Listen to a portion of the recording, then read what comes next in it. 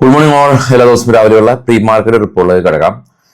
Israel Iran വാർ market ഭീകരമായ രീതിയിൽ ഒരു ഫോളിങ് ചെയ്യുന്ന ഒരു അവസ്ഥയിലാണുള്ളത്. കഴിഞ്ഞ ഒരു 5 ദിവസം കൊണ്ട് കഴിഞ്ഞ ആഴ്ചയിൽ 500 പോയിന്റിലേറെ ഫോള് നിഫ്റ്റി രേഖപ്പെടുത്തി. കഴിഞ്ഞ 30 വർക്കിംഗ് ഡേയ്സ് എടുക്കുകയാണെങ്കിൽ 2500 പോയിന്റിൻ്റെ ഒരു ഇടിവാണ്. ഇസ്രായേൽ ഇറാൻ വാറിന് മുമ്പേ തന്നെ മാർക്കറ്റ് ഇടിവ് രേഖപ്പെടുത്തി. അപ്പോൾ ഓൾടുഗദർ ഒരു 30 വർക്കിംഗ് ഡേയ്സ് കൊണ്ട് ഏകദേശം 2500 പോയിന്റിൻ്റെ ഒരു ഇടിവ് നിഫ്റ്റി രേഖപ്പെടുത്തി. ബ്രന്റ് ഓയിൽ ഗ്ലോബൽ മാർക്കറ്റിൽ ഫർദറായിട്ട് $100 പെർ ബാരലിൻ്റെ മുകളിൽ പോയി. യുദ്ധം ആയിട്ട് ബന്ധപ്പെട്ട് പോസിറ്റീവായ കാര്യങ്ങളൊന്നും തന്നെ നടന്നിട്ടില്ല. ട്രംപിൻ്റെ ഭാഗത്തു നിന്ന് കുറച്ച് പ്രസ്താവനകളുണ്ട്. ട്രംപ് പറയുന്നത് ഓർമുസ് കടലെടുക്കിൻ്റെ ഇഷ്യൂസ് പരിഹരിക്കാൻ ചൈന ഇടപെടുമെന്നുള്ളൊക്കെ വ്യത്യസ്തമായ രീതിയിലുള്ള അഭിപ്രായ പ്രകടനങ്ങളൊക്കെയാണ് നടന്നു പോരുന്നത്. അതിനിടെ ഈ ദുബായ് എയർപോർട്ടിലും ഡ്രോണിൻ്റെ അറ്റാക്കൊക്കെ ഉണ്ടായി എന്നൊക്കെ അഭിപ്രായപ്പെടുന്നുണ്ട്. അപ്പോൾ അത്തരത്തിലുള്ള ഈ യുദ്ധം ശമിപ്പിക്കുന്ന രീതിയിലുള്ള കൊമറോമൈസ് ആകുന്ന രീതിയിലുള്ള ഒരു വാർത്തകളും തന്നെ ഇതുവരെ നമ്മൾ കണ്ടിട്ടില്ല. ഇനി നമുക്ക് നേരെ മറ്റുള്ള കാര്യങ്ങൾ നോക്കുകയാണെങ്കിൽ പ്രധാനമായിട്ടും FISൻ്റെ ഭാഗത്തുനിന്ന് വലിയ തോതിലുള്ള ഒരു സെല്ലിംഗ് പ്രഷർ നിലവിലുണ്ട് എന്നുള്ളതാണ് വാസ്തവം. ഈ ഒരു മാസം 16 ദിവസം പിന്നിടുമ്പോൾ 56,883 കോടി രൂപയുടെ സെല്ലിംഗാണ് FISൻ്റെ ഭാഗത്ത് നിന്ന് ഉള്ളത്. നേരെ നമുക്ക് FISൻ്റെ ആക്ടിവിറ്റീസ് കാണാം.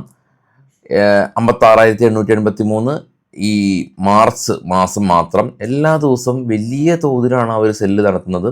DIs അതിനനുപാതികമായിട്ട് ബൈ നടത്തി 70,528 ബൈ നടത്തിയിട്ടുണ്ടെങ്കിൽ കൂടിയും ഈ റീറ്റെയിലേഴ്സ് FISൻ്റെ ഭാഗത്തുനിന്ന് ഒപ്പം കൂടി മാർക്കറ്റിൽ വലിയൊരു സെല്ലിംഗ് പ്രഷറാണ് ഇപ്പോൾ നിലവിൽ നമുക്ക് കാണാൻ സാധിക്കുന്നത്. ഇനി ഗ്ലോബൽ മാർക്കറ്റ് നോക്കുമ്പോൾ ഏറ്റവും ടോപ്പിൽ gold 5013, silver 80 bitcoin 72,000, Brent oil 103 കടന്നു, നാച്ചുറൽ ഗ്യാസ് 3.1, ഗിഫ്റ്റ് 23,317 23,200 നമുക്കുണ്ടായിരുന്ന ക്ലോസിങ്. ചെറിയൊരു പോസിറ്റിവിറ്റി കാണിക്കുന്നുണ്ട്. സസ്റ്റെയിൻ ചെയ്യുമെന്നുള്ള കാര്യത്തിൽ ഉറപ്പില്ല. അതിന് താഴെ ഡോ ഫ്യൂച്ചർ 192 പോയിന്റ് പ്ലസ് ആണ്. സസ്റ്റെയിൻ ചെയ്യുമെന്നുള്ള കാര്യത്തിൽ ഉറപ്പില്ല. ഓസ്ട്രേലിയ ഫ്ലാറ്റാണ്. കോസ്പി പോസിറ്റീവാണ്. നിക്കി ജപ്പാൻ മാർക്കറ്റ് ഫ്ലാറ്റാണ്. പിന്നെ അതിന് താഴെ ഡാക്സ് CSE 40 FTSE കഴിഞ്ഞ വെള്ളിയാഴ്ച ക്ലോസായ യൂറോപ്യൻ മാർക്കറ്റാണ് നെഗറ്റീവായിരുന്നു. പിന്നെ നാസ്ഡാക്കും ഡോയും കഴിഞ്ഞ വെള്ളിയാഴ്ച ക്ലോസായ US മാർക്കറ്റാണ് നെഗറ്റീവായിരുന്നു. US വിക്സ് 26 എത്തി. കൂടാതെ തന്നെ ഏറ്റവും താഴെ ടെൽ അവീവ് ഇൻഡെക്സ് ഒക്കെയാണ്. അതായത് ടെൽ അവീവിൽ ഇസ്രായേലിൽ പ്രശ്നങ്ങളോ കാര്യങ്ങളോ ഒന്നും അവിടുത്തെ മാർക്കറ്റിൽ നമുക്ക് കാണാനായിട്ട് സാധിക്കുന്നില്ല. നമുക്ക് ഓപ്പൺ ഇൻട്രസ്റ്റ് നോക്കാം. ഓപ്പൺ ഇൻട്രസ്റ്റ് ആണ് 23,200 നിഫ്റ്റിയുടെ സ്പോട്ട് ഉള്ളത്. ഏറ്റവും ടോപ്പ് ലെഫ്റ്റ് കോർണറിലൊക്കെ പോകുകയാണെങ്കിൽ കാണാൻ സാധിക്കും PCR 0.58 ആണ്. പുട്ട് കോൾ റേഷ്യോ 0.58 ആണ്. ആളുകൾ അതീവ ബിയറിഷ് ആണ്. ഈ ഗ്രീൻ കാണുന്നത് കോൾ ഷോർട്ട് ചെയ്ത ആളുകളുടെ എണ്ണമാണ്. അടുത്തൊന്നും തന്നെ ഇല്ല.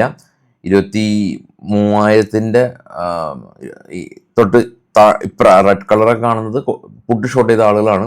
പൊതുവേ കോള് മാർക്കറ്റിനെ ഷോർട്ട് ചെയ്ത ആളുകളാണ് പൊതുവേ കൂടുതൽ.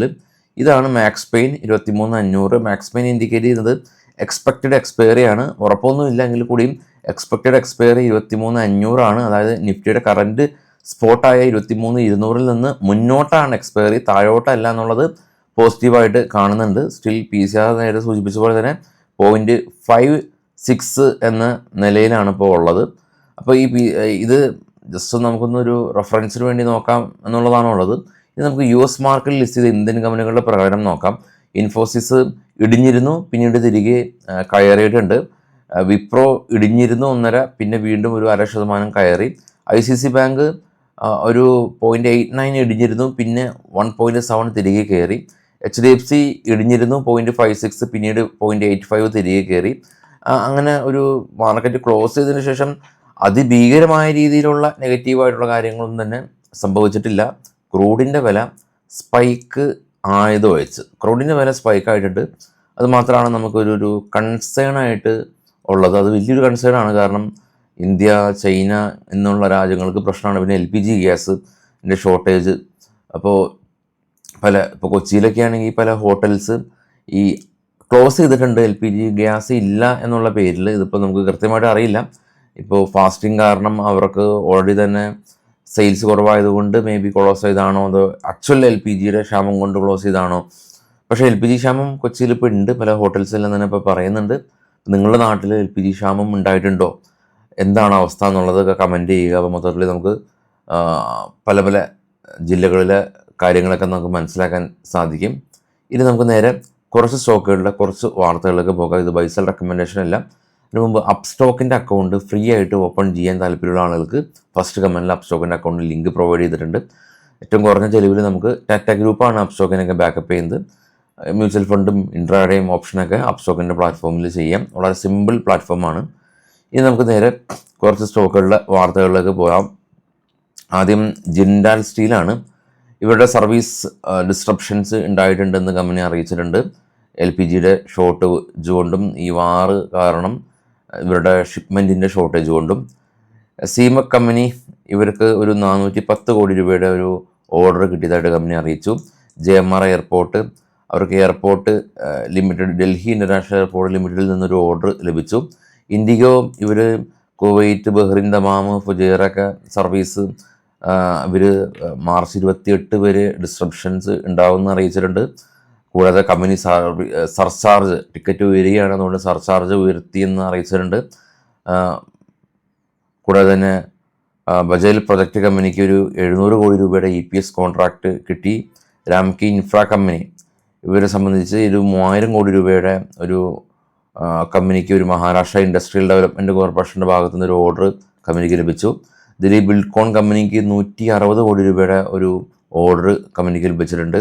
ഫിനോ പേയ്മെൻറ്റ് ബാങ്ക് 2,900 കോടി രൂപ കമ്പനിയുടെ ടോട്ടൽ ഡെപ്പോസിറ്റ് കമ്പനി അക്യൂർ ചെയ്തു. VA ടെക് വിഭാഗ് കമ്പനി ഇവർക്ക് ഒരു മെട്രോപൊളിറ്റിക്കൽ വാട്ടർ സപ്ലൈ ഓർഡർ കമ്പനിക്ക് ചെന്നൈയിൽ നിന്ന് ലഭിച്ചതായിട്ട് കമ്പനി അറിയിച്ചു.